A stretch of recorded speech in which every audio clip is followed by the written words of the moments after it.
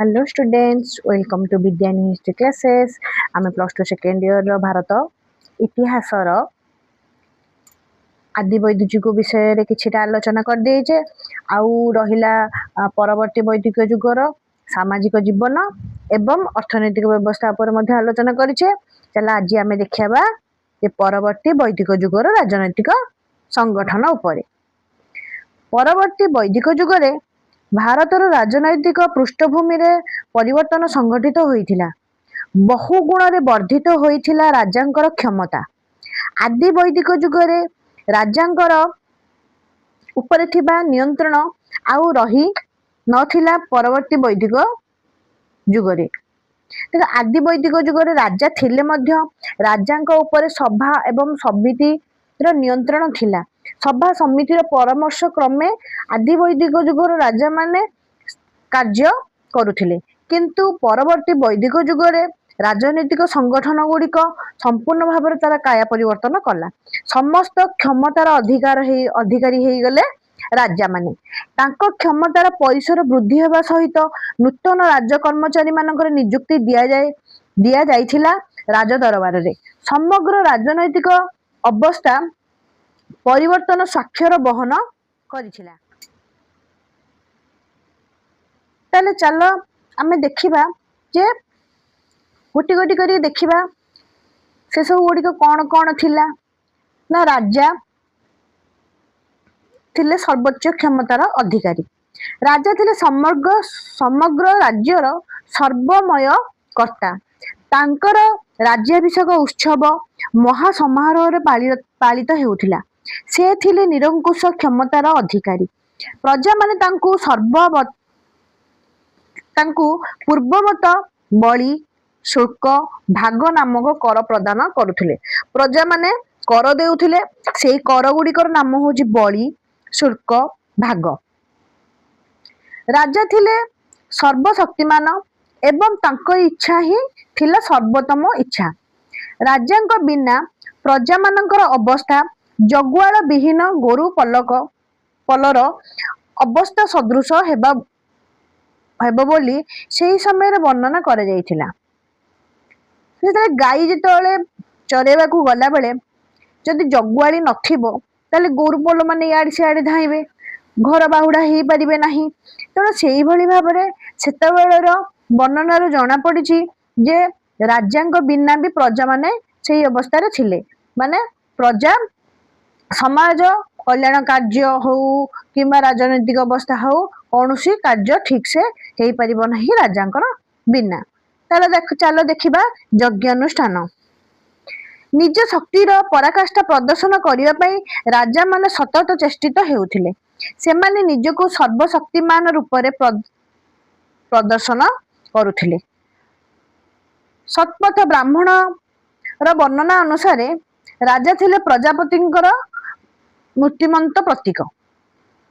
निजर आधिपत्य विस्तार करिबा पई सेमाने अश्वमेध राजस्व और वाजपेय आदि यज्ञर आयोजन करुथिले। ताले यज्ञ गुड़िक कौन कौन थिला? अश्वमेध राजस्व और वाजपेय आदि यज्ञ से माने करुथिले।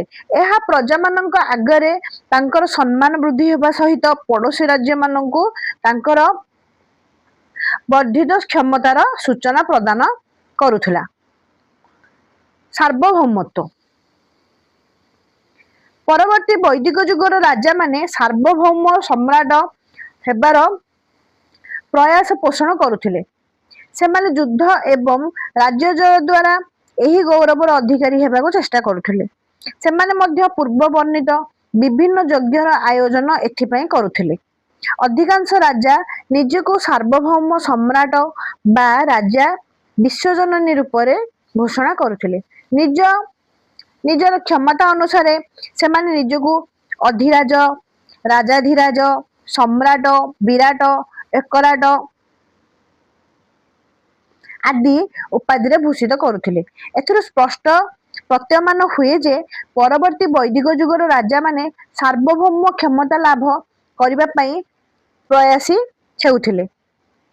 ताले राजांकर कर्तव्य कौन थिला? आदि वैदिक युगरे परवर्ती राजांकर कर्तव्य मध्य परवर्ती वैदिक युगरे ପୂର୍ବବତ ରହିଥିଲା।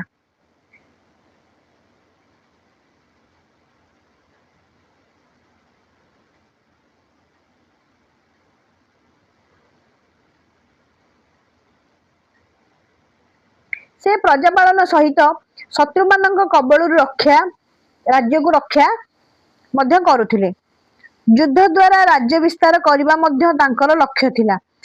ଆଦି ବୈଦିକ ଯୁଗରେ ଯେଭଳି ଭାବରେ ରାଜାଙ୍କର କର୍ତ୍ତବ୍ୟ ଥିଲା, ପରବର୍ତ୍ତୀ ବୈଦିକ ଯୁଗରେ ମଧ୍ୟ ରାଜାଙ୍କର ସେଭଳି କର୍ତ୍ତବ୍ୟ ରହିଥିଲା। ଆଦାୟ ହେଉଥିବା ରାଜସ୍ୱ ସେ ପ୍ରଜାହିତ କାର୍ଯ୍ୟରେ ବିନିଯୋଗ କରୁଥିଲେ। ନିଜର କର୍ତ୍ତବ୍ୟ ପ୍ରତି ସେ ସଦାସର୍ବଦା ସଚେତନ ଥିଲେ। କର୍ତ୍ତବ୍ୟର ଅବହେଳା ହେଲେ ଅନେକ ସମୟରେ ତାଙ୍କୁ ପ୍ରଜାମାନଙ୍କର ଚାପ ଆଗରେ ମୁଣ୍ଡ ନୁଆଇଁ ସିଂହାସନ ତ୍ୟାଗ କରିବାକୁ ପଡୁଥିଲା। ରାଜ କର୍ମଚାରୀ ଆଦି ବୈଦିକ ଯୁଗ ପରି ଏହି ସମୟରେ ମଧ୍ୟ ପୁରୋହିତ, ସେନାନୀ, ଗ୍ରାମଣୀ, ଅକ୍ଷବାପ ଆଦି ରାଜକର୍ମଚାରୀ ମାନଙ୍କର ରାଜାମାନଙ୍କୁ ଶାସନ କାର୍ଯ୍ୟରେ ସାହାଯ୍ୟ କରୁଥିଲେ। ଏହି ସମୟରେ କେତେକ ସମ୍ଭ୍ରାନ୍ତ ରାଜନ୍ୟ ବର୍ଗଙ୍କର କ୍ଷମତା ବୃଦ୍ଧି ହୋଇଥିଲା। ସେମାନଙ୍କ ମଧ୍ୟରେ ପାଳବଳ, ଯେଉଁମାନେ ଦରବାରୀ ସଦସ୍ୟ ଥିଲେ, ଗୋବିକର୍ତ୍ତନ, ରାଜାଙ୍କ ପଶା ଖେଳ ସାଥୀ ଥିଲେ ଅନ୍ୟତମ। ରାଜା ପୂର୍ବବତ ଗ୍ରାମଣୀ ଏବଂ ସ୍ଥପତି ଆଦିଙ୍କ ସହିତ ସମ୍ପର୍କ ରକ୍ଷା କରି ରାଜ୍ୟ ଶାସନ ବ୍ୟବସ୍ଥାକୁ ସୁନିୟନ୍ତ୍ରିତ କରିବା ଦିଗରେ ସଫଳ ହେଉଥିଲେ। ସଭା ଏବଂ ସମିତି ପରବର୍ତ୍ତୀ ବୈଦିକ ଯୁଗରେ ସଭା ଏବଂ ସମିତିର କ୍ଷମତା କ୍ରମଶଃ ହ୍ରାସ ହେବାକୁ ଲାଗିଲା। ସଭା ସମ୍ପୂର୍ଣ୍ଣ ରୂପେ ତାର ଅସ୍ତିତ୍ୱ ହରାଇ ବସିଥିଲା। ସମିତିରେ ନାରୀମାନେ ଆଉ ଭାଗ ନେଇ ପାରିଲେ ନାହିଁ। ଏହା ପୂର୍ବବତ ଯୁଦ୍ଧ, ଶାନ୍ତି, ଅର୍ଥନୀତି ବିଷୟରେ ରାଜାଙ୍କୁ ପରାମର୍ଶ ଦେଉଥିଲା। ମାତ୍ର ବେଳେ ବେଳେ ପ୍ରଜା ବିଦ୍ରୋହ ହେଲେ ସମିତି ବଳିଷ୍ଠ ପଦକ୍ଷେପ ମଧ୍ୟ ନେବାକୁ ପଛାଉ ନଥିଲା। ରାଜାଙ୍କୁ କ୍ଷମତାଚ୍ୟୁତ କରି ଅନ୍ୟ ଜଣେ ରାଜାଙ୍କୁ ନିର୍ବାଚନ କରିବାର ଅଧିକାର କିନ୍ତୁ ଏହା ବଜାୟ ରହିଥିଲା।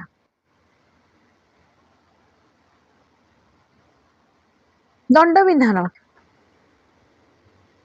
ପରବର୍ତ୍ତୀ ବୈଦିକ ଯୁଗରେ ଦଣ୍ଡବିଧାନ ବ୍ୟବସ୍ଥା ଆହୁରି କଠୋର ହୋଇପଡ଼ିଥିଲା। ଜମି ଜମା ସଂକ୍ରାନ୍ତୀୟ ବ୍ୟବସ୍ଥା ନୀତି ବିଧିବଦ୍ଧ ଭାବରେ ପ୍ରଣୟନ କରାଯାଇଥିଲା। ପିତାଙ୍କର ମୃତ୍ୟୁ ପରେ ଜ୍ୟେଷ୍ଠ ପୁତ୍ର ସମ୍ପତ୍ତିର ଅଧିକାରୀ ହେଉଥିଲା। ସ୍ତ୍ରୀ ଲୋକ ଏବଂ ଶୂଦ୍ରମାନଙ୍କର ସମ୍ପତ୍ତିଗତ ଅଧିକାର ପରବର୍ତ୍ତୀ ବୈଦିକ ଯୁଗରେ ନଥିଲା। ଫୌଜଦାରୀ ଅପରାଧ ପାଇଁ ଦଣ୍ଡବିଧାନ କରାଯାଉଥିଲା। ସଭା ଗ୍ରାମର ସାଧାରଣ ଅପରାଧଗୁଡ଼ିକ ସମାଧାନ କରୁଥିଲା। ମାତ୍ର ଡକାୟତି ଏବଂ ଲୁଣ୍ଠନ ଆଦି କ୍ଷେତ୍ରରେ ଅପରାଧୀଙ୍କୁ ରାଜା ଅଙ୍ଗଚ୍ଛେଦନ ଭଳି କଠୋର ଦଣ୍ଡରେ ଦଣ୍ଡିତ କରୁଥିଲେ। ତାହେଲେ ଉପରୋକ୍ତ ଆଲୋଚନାରୁ ଜଣାଯାଏ ଯେ ପରବର୍ତ୍ତୀ ବୈଦିକ ଯୁଗରେ ରାଜନୈତିକ ପରିସ୍ଥିତି ଜଟିଳ ହୋଇପଡ଼ିଥିଲା। ରାଜାମାନେ ସ୍ୱେଚ୍ଛାଚାରୀ ହେବାକୁ ଲାଗିଲେ ଏବଂ ରାଜ ବିସ୍ତାର କରିବାର ଲାଳସା ଯୁଦ୍ଧ ସଂଗଠନ କରାଉଥିଲେ। ଏହା ମହାଜନପଦ ଗୁଡ଼ିକର ଉତ୍ଥାନ ପାଇଁ ପଥ ପରିଷ୍କାର କରିଦେଇଥିଲା। ତାହେଲେ ଆମେ ଆଗକୁ ମହାଜନପଦ ବିଷୟରେ ପଢିବା। ଦେଖିବା ପରବର୍ତ୍ତୀ ବୈଦିକ ଯୁଗର ଧର୍ମ ଧାରଣା କିପରି ଥିଲା। ପରବର୍ତ୍ତୀ ବୈଦିକ ଯୁଗରେ ଆର୍ଯ୍ୟମାନଙ୍କର ଧାର୍ମିକ ଜୀବନରେ ବହୁ ପରିବର୍ତ୍ତନ ଦୃଷ୍ଟିଗୋଚର ହେଉଥିଲା। ଆଦି ବୈଦିକ ଯୁଗର ଆର୍ଯ୍ୟମାନେ ଲାଳନ ପାଳନ କରୁଥିବା ସରଳ ତଥା ନିରାଡମ୍ବର ଧର୍ମ ଜଟିଳତାର ଜାଲରେ ଛନ୍ଦି ହୋଇପଡ଼ିଥିଲା। କର୍ମକାଣ୍ଡର ପ୍ରାଧାନ୍ୟ ସହ ଯାଗଯଜ୍ଞାଦି ଅନୁଷ୍ଠାନ ପାଇଁ ବ୍ରାହ୍ମଣମାନେ ଅବିଚ୍ଛେଦ୍ୟ ଅଙ୍ଗ ରୂପରେ ପରିଗଣିତ ହେବାକୁ ଲାଗିଲେ। ତାହେଲେ ଆମେ ଜାଣିଛେ ଯେ ଆଦି ବୈଦିକ ଯୁଗରେ ତାର ଧର୍ମ ଧାରଣା ଗୁଡ଼ିକ ଥିଲା ସମ୍ପୂର୍ଣ୍ଣ ସରଳ। ସେଠି ଜାତି ବର୍ଣ୍ଣ କିଛି ନଥିଲା। କିନ୍ତୁ ପରବର୍ତ୍ତୀ ବୈଦିକ ଯୁଗରେ ଏହା କ୍ରମଶଃ ଜଟିଳ ହେବାକୁ ଲାଗିଲା। ପ୍ରକୃତିର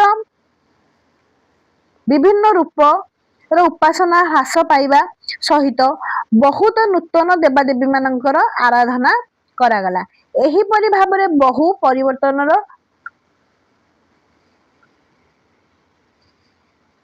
ସ୍ୱାକ୍ଷର ବହନ କରିଥିଲା ପରବର୍ତ୍ତୀ ବୈଦିକ ଯୁଗର ଧାର୍ମିକ ଜୀବନ। ନୂତନ ଦେବାଦେବୀ ପୂଜନ।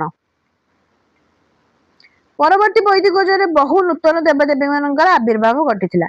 ଆଦି ବୈଦିକ ଯୁଗରେ ପୂଜିତ ହେଉଥିବା ବରୁଣ, ଇନ୍ଦ୍ର, ଅଗ୍ନି, ଉଷା, ସରସ୍ୱତୀ, ମରୁତ ଆଦି ଦେବାଦେବୀଙ୍କର ପୂଜନ ପ୍ରତି ଲୋକମାନଙ୍କର ଆଗ୍ରହ କମିଗଲା।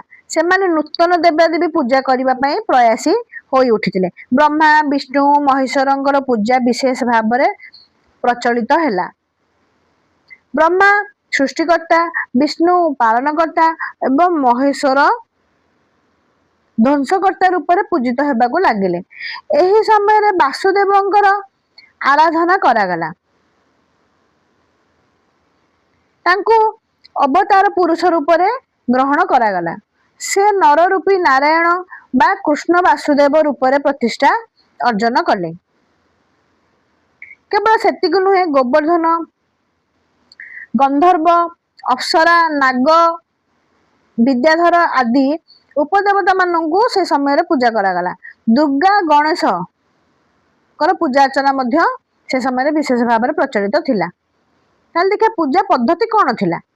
ପରବର୍ତ୍ତୀ ବୈଦିକ ଯୁଗରେ ପୂଜା ପଦ୍ଧତିର ମଧ୍ୟ ବହୁତ ପରିବର୍ତ୍ତନ ଦେଖା ଦେଇଥିଲା। ଆଦି ବୈଦିକ ଯୁଗରେ ଥିବା ସରଳ ନିରାଡମ୍ବର ପୂଜା ପଦ୍ଧତିର ବ୍ୟାପକ ସମ୍ପ୍ରସାରଣ ଘଟିବା ସହିତ ଅନେକ ନୂତନତା ଏଥିରେ ପ୍ରବେଶ କରିଥିଲେ। ଏହି ବୈଦିକ ଯୁଗରେ ଯଜ୍ଞ ସବୁ ଗୃହସ୍ଥ ଆଦି ବୈଦିକ ଯୁଗରେ ଯଜ୍ଞ ସବୁ ଗୃହସ୍ଥଙ୍କ ଦ୍ୱାରା ସମ୍ପନ୍ନ ହେଉଥିବା ବେଳେ ପରବର୍ତ୍ତୀ ବୈଦିକ ଯୁଗରେ ଏହା ସମ୍ଭବପର ହେଲା ନାହିଁ। ଯଜ୍ଞ କେବଳ ବ୍ରାହ୍ମଣ ମାନଙ୍କର ଏକଚାଟିଆ ଅଧିକାର ହୋଇ ରହିଗଲା। ଯଜ୍ଞରେ ସୋମରସ ଇତ୍ୟାଦି ସହିତ ପଶୁମାନଙ୍କୁ ବହୁ ଭାବରେ ଆହୁତି ଦିଆଗଲା। ଲୋକମାନଙ୍କୁ ଧାରଣା ଦିଆଗଲା ଯେ ଯଜ୍ଞ ମୁଖ୍ୟ ଏବଂ ଈଶ୍ୱର ଗୌଣ। ଯଜ୍ଞ ବଳରେ ଈଶ୍ୱରଙ୍କୁ ବଶ କରାଯାଇ ପାରିବ।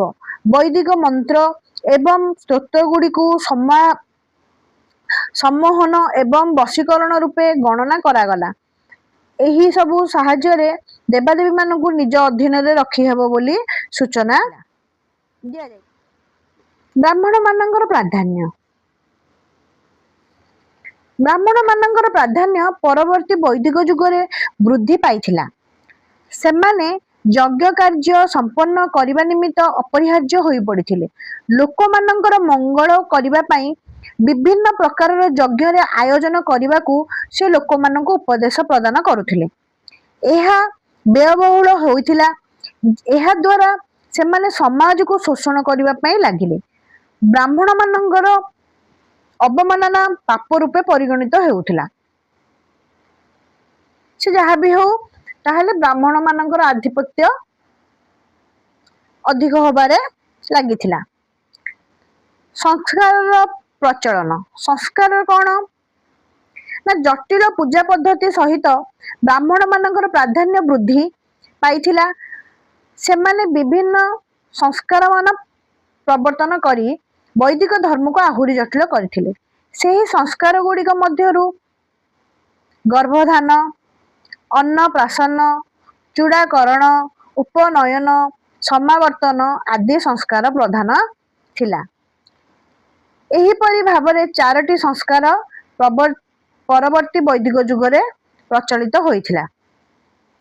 ପୁନଶ୍ଚ ବ୍ରହ୍ମା, ପ୍ରଜାପତି, ଅଶ୍ଵ, ଦୈବ, ଗନ୍ଧର୍ବ, ଅସୁର, ରାକ୍ଷସ, ପୈଶାଚ ଆଦି 8 ପ୍ରକାରର ବିବାହ ଧାର୍ମିକ ଅନୁଷ୍ଠାନ ରୂପରେ ସ୍ୱୀକୃତି ଲାଭ କଲା।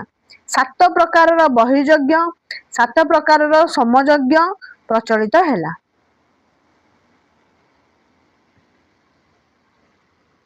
ଦେଖିବା ଯାଗଯଜ୍ଞ।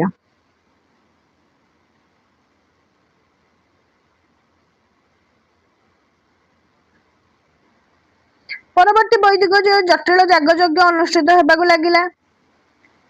ସେଗୁଡ଼ିକ ମଧ୍ୟରେ କଣ ରାଜସ୍ୱ ଥିଲା ଅନ୍ୟତମ। ଏହା 1 ବର୍ଷ ଧରି ଚାଲୁଥିଲା। ରାଜା ନିଜର ଦିଗ୍ବିଜୟକୁ ସ୍ମରଣ କରିବା ପାଇଁ ଏହା କରୁଥିଲେ। ଏହା ବ୍ୟତୀତ ଅଶ୍ୱମେଧ ଯଜ୍ଞ ମଧ୍ୟ ଅନୁଷ୍ଠିତ ହୋଇଥିଲା। ଯଜ୍ଞରେ ଅଶ୍ୱର ମାଂସ ଆହୁତି ଦିଆଯାଉଥିଲା। ସେହି ସମୟରେ ମଧ୍ୟ ପୁରୁଷମେଧ ଯଜ୍ଞ ଅନୁଷ୍ଠିତ ହେଉଥିଲା। मनीष को यज्ञ आहुति दि जाउथला। एही परिवर्तन एवं यज्ञ यागयज्ञ आदि परिवर्तन परवर्ती वैदिक जुगर धर्म को जटिल कर देउथला। नैतिकता और कर्तव्य नैतिकता एवं कर्तव्य उपर गुरुत्वारोप करा जाउथला। परवर्ती वैदिक जुगरे मनीष केते गुड़िए ऋण सहित जन्म लाभ करिथिला बोली ब्राह्मण माने प्रचार करुथिले। एही ऋण गुड़िक परिशोधन करिबा थिला मनीष मानकर नैतिक कर्तव्य। एही ऋण गुड़िक मध्यरे देव ऋण, ऋषि ऋण, पितृ ऋण थिला अन्यतम, जोटा कि आमे तो एबे भी कहूचे जे माता पितांकर ऋण केबे भी सुझी हबो नाही, कहूचे ना नाही। सेमिति सेतबेले मध्ये थिला जे ब्राह्मण माने किछि पिला माने जन्म हेबा साथी रे से माने किछिटा ऋणी हेइके आसुथिले। से गुडी को कोन कोन ना देव ऋण, ऋषि ऋण एवं पितृ ऋण। देवता मानकु तृप्त करिबा पई यज्ञ, ऋषि मानकु संतुष्ट करिबा पई तर्पण एवं पितृ पुरुषंकु शांति करिबा पई श्राद्ध करिबा पई ब्राह्मण माने लोक मानकु प्रवर्ताउथिले। सेति निमित्त लोक मानकु आत्मशुद्धि देबा पई प्रस्ताव दिया जाउथिला। लुंठन, चोरी, हत्या आदि पाप रूपे परिगणित हेउथबा एवं सेति रु मुक्ति पाइबा पई पूजा अर्चना करिबा को लोक माने उचित मानुथिले। कर्मवाद और मोक्ष आदि वैदिक जुग परी परवर्ती वैदिक जुगर मध्य कर्मवाद उपरे गुरुत्वारोप करा जाउथिला। पुरोहित विस्तृत कर्मकांड पद्धति उपरे गुरुत्वारोप करिबा बेले दार्शनिक माने कर्मवादर अवतरण करी मोक्ष पई पथ आविष्कार करथिले। सेमानक मतरे ब्रह्म हेउछन्ती समस्त कारणर मूलधार। मृत्यु पर मनीषर आत्मा मरण शरीर त्याग करी एही विश्वात्मा बा ब्रह्म बा परमात्मा सहित मिसी थाए। तेमु सुकर्म अनुसार मनीषर आत्मार परिवर्तन घटे, से परमात्मा विलीन हुए। मात्र दुष्कर्म ताकू मोक्ष बा मुक्ति देई पारे नाही। मृत्यु पर मनीष सुकर्म पाई पुरस्कार एवं दुष्कर्म पाई दंड पाइबा विश्वास लोक मानक मध्यरे जन्मजात हेइथिला, जन्मिथिला। कुसंस्कार थाले कौन थिला? परवर्ती वैदिक जुगरे नानादी कुसंस्कार समाज रे प्रचलित थिला। लोक माने भूत, प्रेत, गुणी, गारेडी रे विश्वास करुथिले। कुहुक एवं वशीकरण आदि विद्या रे समाज रे बहु भाव रे आदृत होइथिला। धार्मिक दर्शन सरल और निराडंबर ऋग वैदिक जुगर धर्म परवर्ती वैदिक जुगरे केवल जे जटिल होइथिला ताहा नुहे, एथिरे बहु दार्शनिक तत्वर सम्मिश्रण घटिथिला। आत्मा एवं परात्मा संपर्क रे जिज्ञासा, मनीषर कर्मर विश्लेषण, मोक्ष आदि विषय रे बहु चर्चा घटिथिला। यह धर्म को जटिल रु जटिलतर कर देथिला। परवर्ती वैदिक जुगरे धर्म मध्यरे दर्शनर एही प्रवेश एहाकु जटिल रु आहुरी जटिल मध्य कर देउछि। नारीर स्थान कौन थिला देखिबा। परवर्ती वैदिक जुगरे नारी माने सेमानकर प्राधान्य हराइथिले। नारी मानकु शूद्र सहित तुलना करा जाउथुला। सेमाने राजनैतिक, आध्यात्मिक एवं सांस्कृतिक क्षेत्र में पुरुष मानक सह भाग नहीं पारु नथिले। वैदिक मंत्र रचना करिबा अधिकार मध्य सेमानकर नथिला।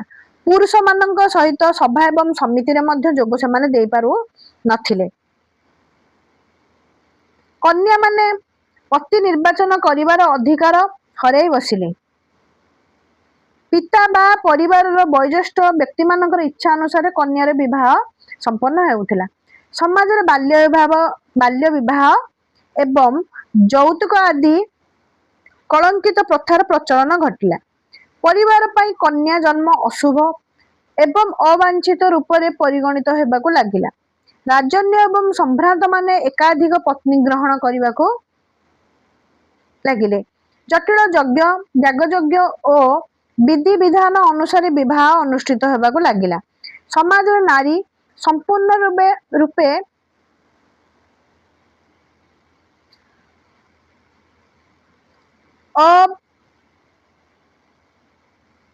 ଅବଦମିତ ହୋଇ ରହିଲା ଏବଂ